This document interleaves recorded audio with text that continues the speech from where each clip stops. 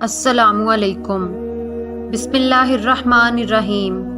حدیث نبوی صلی اللہ علیہ وآلہ وسلم۔ حضرت براء بن عازب رضی اللہ عنہ بیان کرتے ہیں، نبی صلی اللہ علیہ وآلہ وسلم نے ہمیں 7 چیزوں کا حکم فرمایا اور 7 چیزوں سے ہمیں منع فرمایا۔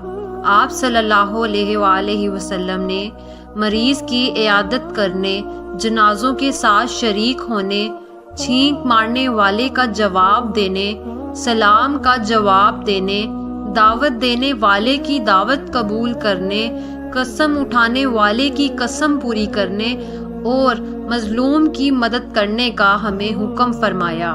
اور آپ صلی اللہ علیہ وآلہ وسلم نے سونے کی انگوٹھی، ریشم، موٹے ریشم، باریک ریشم، سرخ زین پوش، کسی کپڑے سے اور چاندی کے برتن سے ہمیں منع فرمایا، اور ایک روایت میں ہے چاندی کے برتن میں پینے سے منع فرمایا، کیونکہ جس نے اس میں دنیا میں پیا وہ آخرت میں نہیں پیے گا۔